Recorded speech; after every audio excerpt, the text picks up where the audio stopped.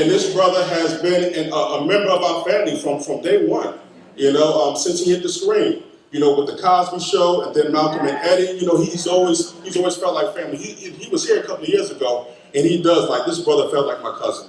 You know what I mean? He has become Wilmington Library family. And I'd like to introduce to you, and also he's celebrating his final season of the show called The Resident. The Resident. Great show, so make sure you check that out. Make sure you stream that. All right, so this brother, like I said, needs no introduction. Please give a warm round of applause to Malcolm-Jamal Warner.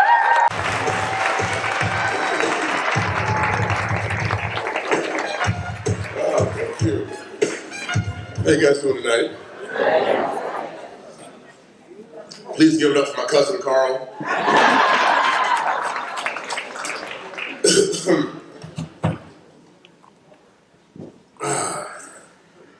So I'm not sure how much you know about what I do outside of the Cosby Show, or Malcolm and Eddie, or The Resident. Anybody here Resident fans? I love it. Anyone here know about anything I do in terms of poetry and music? Okay, oh, word, okay. For those of you who don't know, I am a poet. I'm a poet, I'm a bass player. I have a jazz funk spoken word band called Miles Long. Put out 4 records. I won a Grammy with Robert Glasgow and Hathaway, Jesus Children. My last album, Hiding in Plain View, was nominated for a Grammy last year. So I always make the distinction that I'm not a celebrity who likes to do poetry. I'm a poet who happens to be a celebrity. My dad went to school with, my dad went to Lincoln with Gil Scott-Heron and Brian Jackson. So I literally came out of the womb listening to Gil and Brian and the Last Poets, and grew up on Miss Sanchez. So tonight is really a great treat for me. I'm trying to find what I'm going. The really cool thing about having a lot of poetry is trying to decide which one you're going to do.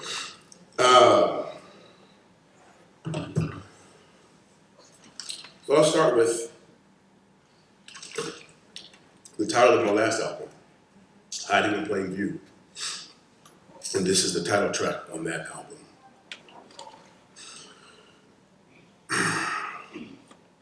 Vulnerability can be a scary thing, even when you're on the mend.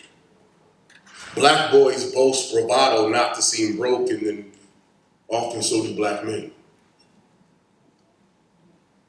I see you,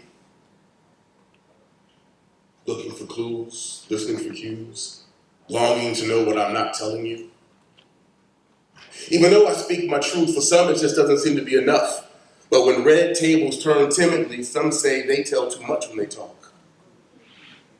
My most intimate thoughts belong to me, like a woman's body when she says no. So I reserve the right to go as far as I like, because though I live in the public eye, I don't subscribe to the dog and pony show.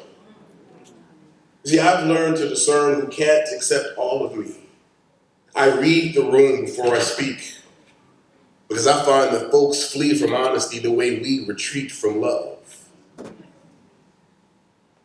Vulnerability can be a scary thing, even when we're on the mend. Black boys boast bravado not to seem broken, and often so do black men. My relationship with rejection reeks of stale smiles and toxic tear stains that shed secretions of trepidation.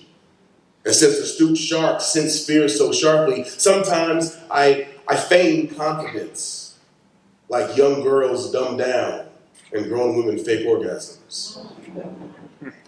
And sometimes I refrain from revealing how I truly feel and just hang out and hide the parts of me you possibly might not like. And vulnerability is a scary thing, right? I mean, we all do the same dance. It's like life is One big masquerade party with cute masks to mask misshapen identities made by us to make us feel safe in the face of uncertainty. But when you hide yourself to please, you place a piece of your soul on hold. And the sanctity of that space ultimately becomes a poisonous pit of unexpressed feelings or untended quirks that never quite get worked out. For the things that we hide about ourselves, they don't disappear. And some we live in fear may slip out when we least expect it. I know for me, the irony was when I wanted to be fully accepted without giving my full self.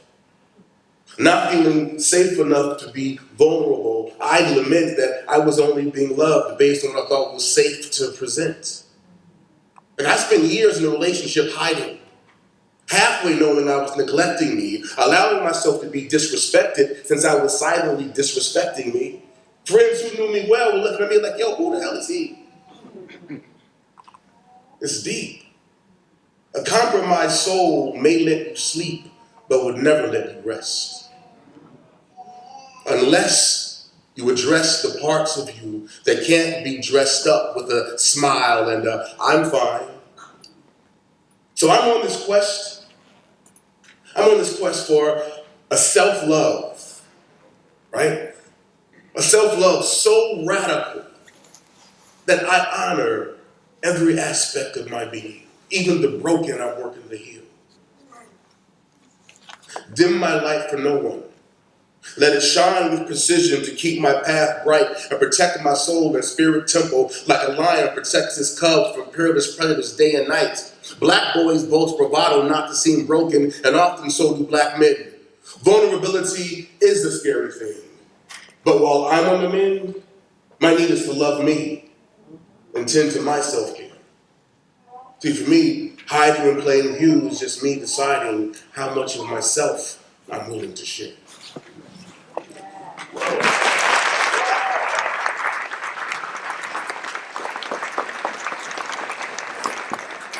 Thank you. A lot of my poems are like love-oriented poems. I'm a Leo.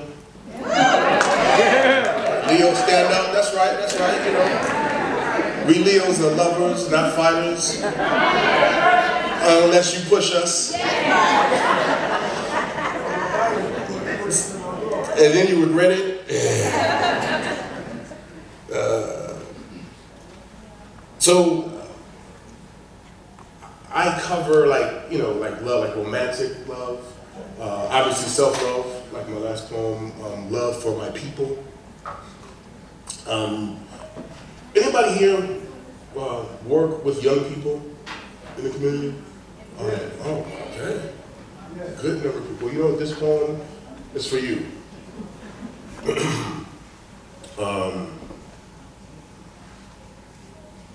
Yeah, no introduction, I'll just do it. This poem is for you. It's called Asante Sana.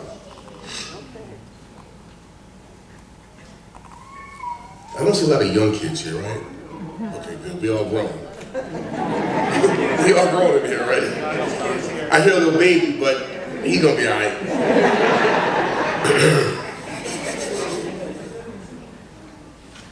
Abadi comrade. You still pushing that freedom shit? Word? Well, yeah, you know me in this poetry. I'm still pushing that freedom shit. That birth and inspirational couplets and breeding shit. That I spit cat should heed 'em shit. That words can't break my bones, but if you cut me homes, I bleed 'em. Shit. Atonement for the masses of hard asses and heads that tread on civil liberties in the most uncivilized of fashion is said to be dead. Can we afford to be dumb for free? You see, that's the question I'm asking. As I beg for an ounce of truth amongst the aloof surrounding me.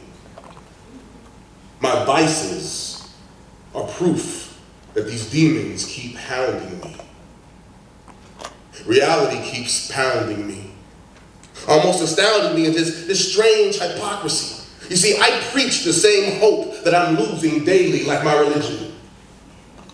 Imagine that, you're preaching the same hope that you're losing daily. Peep how deeply I bear my soul. See, I'm standing on the precipice of this crossroads. It's like I want to give my life to the cause, right? But which one? Ignorance is running so ridiculously rampant, I can't tell if I'm hating or merely debating just for fun.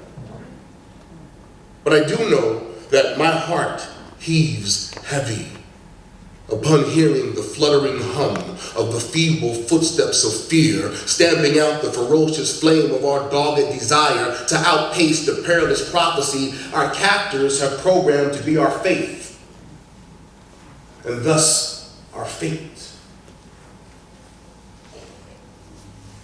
I know my soul rides with anxiety aches. I mean, lies no longer need disguise when they start looking like the truth. How do we ignore the cries of ill-guided youth spitting dope bars of self-hate over beats that bang harder than strange fruit hangs? And her breast hang and her booty bangs harder than the gun claps of rival gangs fighting for territory they don't even own. Meanwhile, in magic cities everywhere, she feeds her babies based on her ability to shake what her mama gave her because her pops was too busy breaking in his disappearing act to save her from these mean streets that eat the meek in one swallow. Lies no longer need disguise when the truth is viewed as hollow through the eyes that need it most. I said lies no longer need disguise when the truth is viewed as hollow through the eyes that need it most. We, descendants of stolen legacies, children of ancestors who cannot be broken, bearers of brilliance and ingenuity, birthers of a culture repeatedly robbed and ransacked to nourish the spiritually famine like a black woman's bosom. We who've become a pre-existing condition simply because we pre-exist. We who realize we are worthy. We are the guardians. We are the gardeners. We are the soil. We are the toil. We are the protectors of our seeds who need to be protected, who need to see true love and black excellence reflected not through fame and fortune, but redirected through character and deed. And indeed, it is you who stands on the front lines, fighting to save the minds of our young, black and gifted. I salute you, because you are an inspiration to me. Because you are the revolution we do not see on TV. You are the revolution. Asante Sana.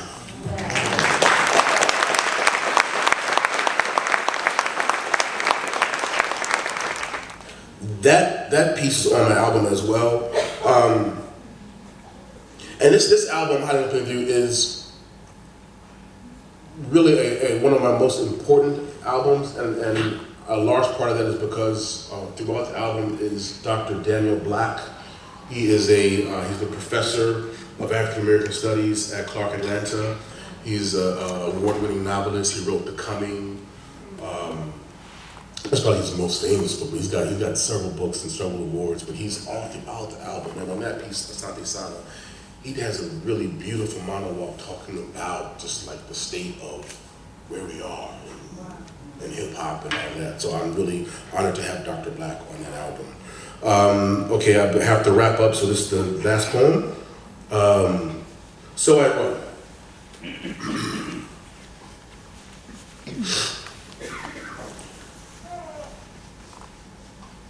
As I travel backwards through time, I search to rescue all my heroes.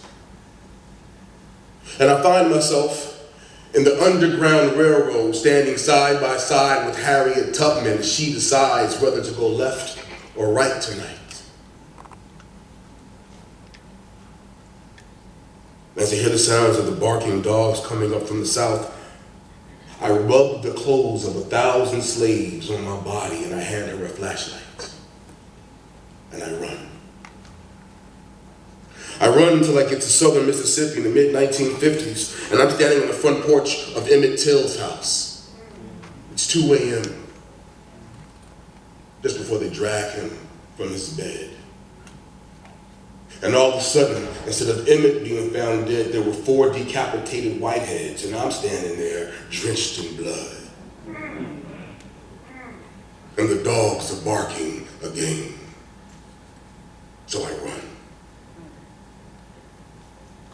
I run until I get to Jackson, Mississippi, and it's June 12, 1963. And this white man is standing in the bushes in front of me. And as I peek over his shoulder, I see what he sees, so I yell, "Medica, look out!" And from a distant car, I can hear the shout, "You better run, nigga." So I run. I run until I get to still 1963, but I'm in Birmingham, Alabama, and I'm looking through a church basement window at 4 little girls and 4 little girls, and I notice I'm standing next to a box, and I can hear the subtle sounds of a tick-tock. So I open it up, I cut the red wire to the bottom and make it stop, and I can hear them screaming from up the block, and they're screaming, "You better run, nigga!" So I run. I run until I get to the night of February 21st, 1965. And I find myself standing backstage in Manhattan's Audubon Ballroom trying to explain to Malcolm that Elijah Muhammad has sent 4 of his goons. And I said, "Yes, Malcolm, I know what change is going to come, but it ain't got to come this soon." So I took a few of Malcolm's security guards, we went out, we cleared the whole motherfucking room. And then suddenly the CIA shows up screaming, "You better run, nigga!" So I run. I run until I get to April 4th, 1968. I'm in Memphis, Tennessee, and I'm standing in front of the Lorraine Hotel with Dr. Martin Luther King, and shots begin to ring. And today, I don't feel like lifting every voice and saying, so I shoot back. As I cover Dr. King with my own body till we hit the floor, because today, this is the only goddamn Jesus I'm willing to die for. And I hear from across the street, "You better run, nigga." So I run. I run until I find myself running down Flamingo Road East in Las Vegas, Nevada, half a mile from the Strip. It's September 7th, 1996 is the day Tupac was followed by an entourage of motherfuckers who all said they didn't see shit. So I ran alongside the passenger side. I pulled Tupac out to a Suge Knight was the only motherfucker to get hit. And I hear that scream again. "Yo, my nigga, you better split." So I run. I run until I find myself back in Los Angeles, just in time to push Biggie out of the way of the last gun blast. And I'm laying there on that cold concrete with this hot lead in my ass. And I'm saying, "Oh God, at last, I ain't gotta run no more. I ain't gotta be a nigga no more." Wow. Thank you.